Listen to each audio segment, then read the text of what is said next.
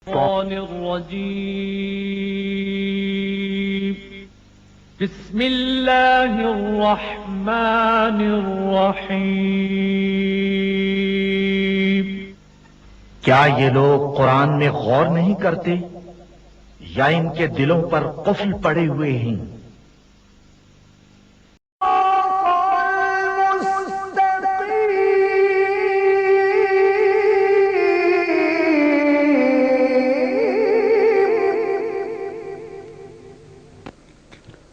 الحمد للہ رب العالمین والصلاة والسلام علی رسولہ الکریم محمد وعلی آلہ واصحابہ اجمعین.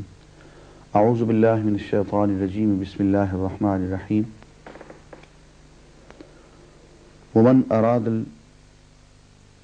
ومن كان يريد العاجلة عجلنا له فيها ما نشاء لمن نريد. ترجمہ یہ ہے، جو کوئی عاجلہ کا خواہش مند ہو. عاجلت سے مراد جلد ملنے والی چیز، یعنی دنیاوی عیش و آرام، دنیاوی لذتیں. تو جو کوئی دنیاوی عیش و آرام کا ہی خواہش مند ہو، اسے یہی ہم دے دیتے ہیں جو کچھ بھی جسے دینا چاہیں. پھر اس کے مقسوم میں جہنم لکھ دیتے ہیں جسے وہ تاپے گا ملامت زدہ اور رحمت سے محروم ہو کر. اور جو آخرت کا خواہش مند ہو اور اس کے لیے سعی کرے، کوشش کرے جیسی کہ اس کے لیے سعی کرنی چاہیے، اور ہو وہ مومن، تو ایسے ہر شخص کی سعی مشکور ہوگی. ان کو بھی اور ان کو بھی، دونوں فریقوں کو ہم دنیا میں سامان زندگی دیے جا رہے ہیں. یہ تیرے رب کا عطیہ ہے اور تیرے رب کی عطا کو روکنے والا کوئی نہیں ہے. ناظرین، یہ اللہ تعالیٰ کی سنت ہے، اس کو توفیق کہتے ہیں. اللہ تعالیٰ ہر شخص کو اس کی اپنی چوائس کے مطابق توفیق دیتا ہے، جو اسی دنیاوی زندگی کے عیش و آرام پہ ہی مر مٹے اور اس کے لیے ہی دن رات کوشش میں لگا رہے. تو اللہ تعالیٰ اسی کی توفیق دے دیتے ہیں. جو آخرت کے لیے کوشش کرے، دنیا کے ساتھ ساتھ اللہ کی لقاء اور ملاقات کے لیے کوشش کرے، اس کو پرائورٹی نمبر 1 بنائے، تو اللہ تعالیٰ اس کے لیے راستے کھولتے چلے جاتے ہیں. فرمایا کُلًّا نُمِدُّ هَؤُلَاءِ وَهَؤُلَاءِ مِنْ عَطَاءِ رَبِّكَ. جو ادھر جانا چاہتا ہے تو اس کی توفیق دیتے ہیں، ادھر جانا چاہتا ہے اس کی توفیق دے دیتے ہیں. دونوں طرف کسی کا راستہ نہیں روکتے، اس لیے کہ اس میں آزادی فکر و عمل مجروح ہوگی. دنیا دارالعمل ہے، دارالامتحان ہے، آزادی عمل بھی ہے. جو شخص جو کام کرنا چاہے گا اسی کام کی اس کو توفیق دے دی جائے گی، تمام مواقع اس کو فراہم کر دیے جائیں گے، لیکن اس کی اپنی ذمہ داری پہ آخرت میں آ کے وہ خود اس کا ذمہ دار ہوگا. یہ بیان کرنے کے بعد اسی سورہ بنی اسرائیل میں اللہ تعالیٰ نے مستقل سماجی تعلیمات اور ہدایات جو کہ بہت اہم ہیں اور طویل ہیں، وہ تقریباً 15 کے قریب احکامات ہیں، 15 کمانڈمنٹس ہیں، وہ ارشاد فرمائی ہیں. وہ سورہ بنی اسرائیل میں پڑھی جا سکتی ہیں، ان کی شرح کا موقع نہیں ہے. اس کے بعد آیت آتی ہے، ارشاد ہے یوم ندعو کل اناس بامامہم. قیامت کے دن ہم سب لوگوں کو ان کے امام کے واسطے سے پکاریں گے. ہر شخص کا کوئی نہ کوئی لیڈر ہوتا ہے، ہر شخص کا کوئی نہ کوئی ایسا سید اور امام ہوتا ہے جس کی زندگی کو وہ اپناتا ہے، اپنی زندگی کو اس کی زندگی میں گم کر دیتا ہے، اس کی تقلید کرتا ہے یا اتباع کرتا ہے. یہ اس کا امام ہوتا ہے. فرمایا قیامت کے دن ہم اس امام کا نام دے کے کہ میاں فلاں کو ماننے والے تو ادھر آ جا، اس طرح سے ہم پکاریں گے. بس یہ دعا کریں کہ آخرت میں ہمیں ان ائمہ کے ذریعے سے پکارا جائے جو اللہ کے ہاں محبوب ہوں. اس کے بعد ہم سورہ الکہف کی طرف آتے ہیں. الکہف غار کو کہتے ہیں، مکی صورت ہے. اس سورہ کی شان نزول یہ ہے کہ مشرکین مکہ نے حضور اکرم صلی اللہ علیہ وسلم سے 3 سوالات کیے تھے حضور کی صداقت نبوت کا امتحان لینے کے لیے. ایک تو یہ کہ یہ اصحاب کہف کون تھے، غار والے کون. دوسرا سوال یہ تھا کہ یہ قصہ خضر کیا ہے، اور تیسرا یہ کہ یہ ذوالقرنین کیا ہے. ناظرین ایک بات میں عرض کر دوں، قرآن مجید تاریخ کی کتاب نہیں ہے. قرآن مجید کی کتاب، یہ کتاب اخلاق کی ہے. اس کا موضوع انسان اور اس کی فلاح ہے، اس دنیا میں بھی آخرت میں بھی. یہاں جتنے بھی تاریخی واقعات بیان کیے گئے ہیں وہ مؤرخانہ انداز میں بیان نہیں کیے گئے. یعنی حد یہ ہے کہ اصحاب کہف کا قصہ بیان کیا گیا تو اصحاب کہف کا قصہ بیان کرتے ہوئے نہ تو ان کے نام بیان کیے، نہ صحیح جگہ لکھی، نہ ان کی تعداد بیان کی، بلکہ صرف وہ باتیں بیان کی جن کا ہماری عملی زندگی سے تعلق تھا. ان کے عقائد کہ یہ اللہ والے لوگ تھے، توحید پہ ایمان رکھتے تھے، معاشرہ ان کو برداشت نہیں کر رہا تھا، آ کے بیچارے چھپ کے غار میں سو گئے. اور پھر اللہ تعالیٰ نے معجزانہ طور پہ ان کو سلائے رکھا 300 سال تک. اس کے بعد جب یہ گئے اپنے معاشرے میں اپنے سکے وکے لے کے کچھ کھانے پینے کے لیے تو لوگ حیران رہ گا کہ یہ تو 300 سال پرانے لوگ ہیں. اور اس زمانے میں وہاں ایک بحث چل رہی تھی کہ اللہ تعالیٰ آخرت میں مردوں کو کیسے زندہ کریں گے، تو یہ خود ثبوت بن کے آ گئے. ایسے ہی قصہ خضر ہے. دیکھیے خضر کا نام تو میں استعمال کر رہا ہوں، قرآن مجید میں تو اس بندے کا نام نہیں. عبد من عبادنا، ہمارے بندوں میں سے ایک بندہ. اور یہ واقعہ کس سمندر میں ہوا، کس مقام پہ ہوا، کیا ہوا، اس بستی کا کیا نام تھا، قرآن اس کا نام نہیں دیتا. غیر معمولی غیر ضروری معلومات قرآن نہیں دیتا. تاریخ کی کتاب نہیں ہے، اخلاق کی کتاب ہے. اس کا جو اخلاقی پہلو تھا، اخلاقی سبق تھا، وہ بتا دیا گیا. حضرت موسیٰ علیہ السلام کو یہ بتانے کے لیے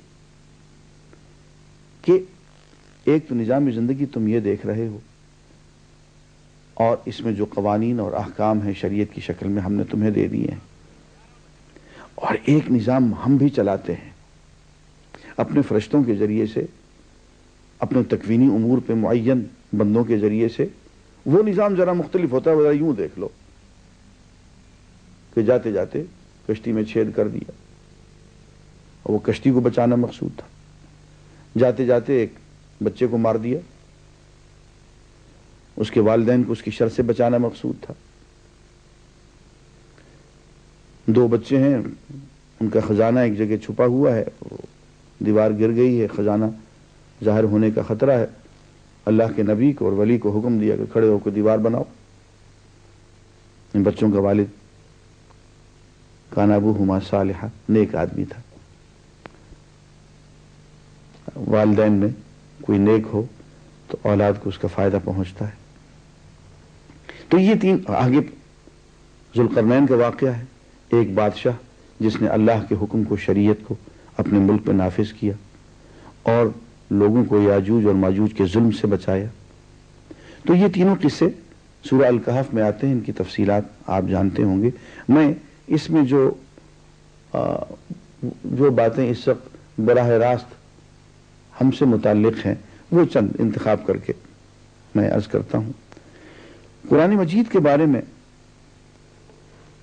ارشاد ہوتا ہے الکہف آیت نمبر 26-27، اے نبی تمہارے رب کی کتاب میں سے جو کچھ تم پر وحی کیا گیا ہے اسے جوں کا تم سنا دو.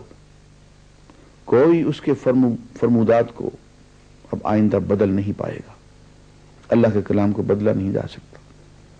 اور اگر تم کسی کی خاطر اس میں رد و بدل کرنے کی کوشش کرو گے تو اس سے بچ کر بھاگنے کے لیے کوئی جائے پناہ نہ پاؤ گے.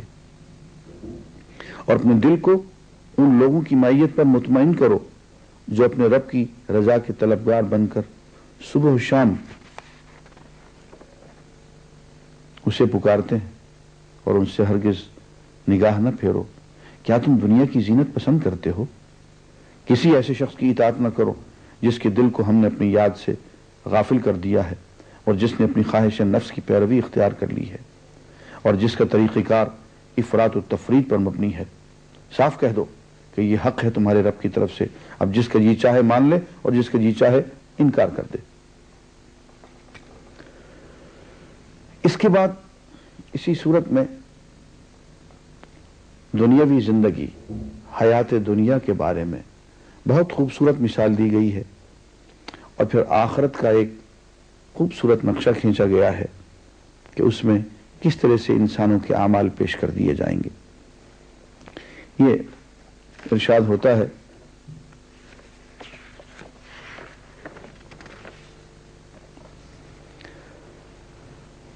الکہف کی آیت نمبر 45، اے نبی صلی اللہ علیہ وسلم، انہیں حیات دنیا کی حقیقت اس مثال سے سمجھاؤ کہ آج ہم نے آسمان سے پانی برسا دیا تو زمین کی پود خوب گھنی ہو گئی اور کل وہی نباتات بھس بن کر رہ گئی۔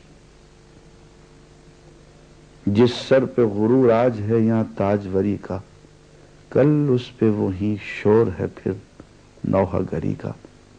آفاق کی منزل سے گیا کون سلامت، اسباب لٹا راہ میں یہاں ہر سفری کا۔ لے سانس بھی آہستہ کے نازک ہے بہت کام، افکار کی اس کارگہ شیشہ گری کا۔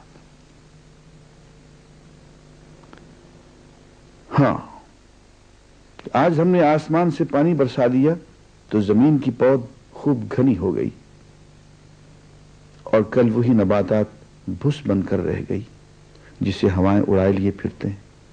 اللہ ہر چیز پر قدرت رکھتا ہے۔ یہ مال اور یہ اولاد محض دنیاوی زندگی کی ایک ہنگامی آرائش ہے۔ اصل میں تو باقی رہ جانے والی نیکیاں ہی تیرے رب کے نزدیک نتیجے کے لحاظ سے بہتر ہیں اور انہی سے اچھی امیدیں وابستہ کی جا سکتی ہیں۔ فکر اس دن کی ہونی چاہیے جبکہ ہم پہاڑوں کو چلائیں گے اور تم زمین کو بالکل برہ نہ پاؤ گے، اور ہم تمام انسانوں کو اس طرح گھیر کر جمع کریں گے کہ اگلوں پچھلوں میں سے ایک بھی نہ چھوٹے گا، اور سب کے سب تمہارے رب کے حضور صف در صف پیش کیے جائیں گے۔ لو دیکھ لو، آ گئے نا تم ہمارے پاس اسی طرح جیسا ہم نے تم کو پہلی بار پیدا کیا تھا۔ تم نے تو یہ سمجھا تھا کہ ہم نے تمہارے لیے کوئی وعدے کا وقت مقرر ہی نہیں کیا ہے، اور نامہ اعمال سامنے رکھ دیا جائے گا۔ اس وقت تم دیکھو گے کہ مجرم لوگ اپنی کتاب زندگی کے اندراجات سے ڈر رہے ہوں گے اور کہہ رہے ہوں گے کہ ہائے ہماری کم بختی، یہ کیسی کتاب ہے کہ ہماری کوئی چھوٹی بڑی حرکت ایسی نہیں رہی جو اس میں درج نہ ہو گئی ہو۔ جو جو کچھ انہوں نے کیا تھا وہ سب اپنے سامنے حاضر پائیں گے اور تیرا رب کسی پر ذرا ظلم نہ کرے گا۔ اس کے بعد سورہ الکہف میں قصہ خضر و موسیٰ جو میں نے ابھی عرض کیا اور قصہ ذوالقرنین بیان ہوتا ہے، اور آخر میں پھر کچھ آیتیں آتی ہیں جن سے دل دہل جاتا ہے۔ بات یہ ہے کہ کلام پاک جو اللہ کا کلام ہے وہ تو عربی میں ہے، اس کے ترجمے میں اس کا 100واں حصہ بھی تاثیر نہیں بنتی ہے، لیکن اب ہم کیا کریں، ترجمے پہ ہی گزارا کرنا پڑے گا۔ اور میں چاہتا ہوں کہ خود اس بجائے اس کے کہ خود میں ہی آپ کے سماع خراشی کرتا رہوں، وہ باتیں جو ترجمے کے ذریعے سے پیش کی جا سکتی ہیں میں ترجمے کے ذریعے سے پیش کرتا ہوں۔ اے محمد صلی اللہ علیہ وسلم، یہ سورہ الکہف کی آخری آیات ہیں۔ اے محمد صلی اللہ علیہ وسلم، ان سے کہو کیا ہم تمہیں بتائیں کہ اپنے اعمال میں سب سے زیادہ ناکام اور نامراد لوگ کون ہیں؟ وہ کہ دنیا کی زندگی میں جن کی ساری سعی و جہد راہ راست سے بھٹکی رہی اور وہ سمجھتے رہے کہ وہ سب کچھ ٹھیک کر رہے ہیں۔ یہ وہ لوگ ہیں جنہوں نے اپنے رب کی آیات کو ماننے سے انکار کیا اور اس کی حضور پیشی کا یقین نہ کیا، اس لیے ان کے سارے اعمال ضائع ہو گئے۔ قیامت کے روز ہم انہیں کوئی وزن نہ دیں گے، ان کی جزا جہنم ہے اس کفر کے بدلے جو انہوں نے کیا اور اس مذاق کی پاداش میں جو وہ میری آیات اور میرے رسولوں کے ساتھ کرتے رہے۔ البتہ وہ لوگ جو ایمان لائے اور جنہوں نے نیک عمل کیے، ان کی میزبانی کے لیے فردوس کے باغ ہوں گے جن میں وہ ہمیشہ رہیں گے، اور کبھی اس جگہ سے نکل کر کہیں جانے کو ان کا جی نہ چاہے گا۔ اے محمد صلی اللہ علیہ وسلم، کہو کہ اگر سمندر میرے رب کی باتیں لکھنے کے لیے روشنائی بن جائے تو وہ ختم ہو جائے، مگر میرے رب کی باتیں ختم نہ ہوں، بلکہ اگر اتنی ہی روشنائی ہم اور لے آئیں تو وہ بھی کفایت نہ کرے۔ اے محمد صلی اللہ علیہ وسلم، کہو کہ میں تو ایک انسان ہوں تم ہی جیسا، میری طرف وحی کی جاتی ہے کہ تمہارا خدا بس ایک ہی خدا ہے۔ بس جو کوئی اپنے رب کی ملاقات کا امیدوار ہو، اسے چاہیے کہ نیک عمل کرے اور بندگی میں اپنے رب کے ساتھ کسی اور کو شریک نہ کرے۔ ناظرین، اس کے بعد ہم سورہ مریم کی طرف آتے ہیں۔ سورہ مریم مکی سورت ہے۔ اس میں ہم شروع میں دیکھتے ہیں کہ حضرت زکریا علیہ السلام اپنے پروردگار سے دعا مانگ رہے ہیں کہ انہیں اولاد نصیب ہو، اور اللہ تعالیٰ انہیں عین بڑھاپے کے عالم میں اولاد کی خوشخبری دیتے ہیں۔ جب خوشخبری آتی ہے تو حیران ہو جاتے ہیں کہ ہے اس بڑھاپے میں مجھے اولاد ملے گی۔ اللہ تعالیٰ انہیں یحییٰ نام کا بیٹا نصیب فرماتے ہیں، جسے نبی بناتے ہیں، اور پھر یوں کہتے ہیں یا یحییٰ خذ الکتاب بقوہ، اے یحییٰ یہ کتاب ہے، اس کو ذرا قوت کے ساتھ پکڑنا۔ اس کو اپنانے کے لیے قوت چاہیے، اس کو نافذ کرنے کے لیے بھی قوت چاہیے۔ یہ بیٹھ کے صرف دھیمے سروں میں تلاوت نہ کرتے رہنا، اس کو اپنے اوپر بھی اور انسانیت پر بھی، وہ لوگ جو تیری قوم کے لوگ ہیں ان پہ نافذ کرنا، اور اس کے لیے وہی حکم جو پہلے وَأَعِدُّوا لَهُم مَّا اسْتَطَعْتُم مِّن قُوَّةٍ، پوری تیاری کرنا قوت کے حصول میں، اس لیے کہ اسلام غالب ہونے کے لیے آیا ہے، غالب بنانے کے لیے آیا ہے۔ یہ محکومیت کا دین نہیں ہے، یہ ذلت اور پسپائی کا دین نہیں ہے۔ اس کے بعد ہم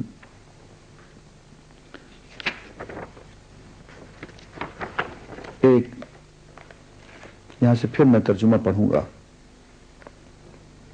آیت نمبر 59 سورہ مریم۔ ارشاد گرامی ہے، بہت سے پیغمبروں کا ذکر کیا، اس میں سورہ مریم میں سیدہ مریم کا بھی واقعہ ہے کہ کس طرح سے بغیر باپ کے انہوں نے سیدنا عیسیٰ علیہ السلام کو جنم دیا، کس طرح سے اللہ تعالیٰ نے ان کی مہمانی فرمائی اور کیا کیا معجزات صادر ہوئے، اور جب لوگوں نے انہیں تنگ کرنا چاہا تو کس طرح سے بچپن میں ہی پنگورے میں ہی اللہ تعالیٰ نے حضرت عیسیٰ سے تقریر کروا ڈالی، انی عبد اللہ، کہ میں تو اللہ کا بندہ ہوں، اور ایسا بندہ آتانی الکتاب وجعلنی نبیا، مجھے اس نے صاحب کتاب بنایا ہے اور مجھے اس نے نبی بنایا ہے۔ اس کے بعد اور انبیاء کا ذکر ہے، اور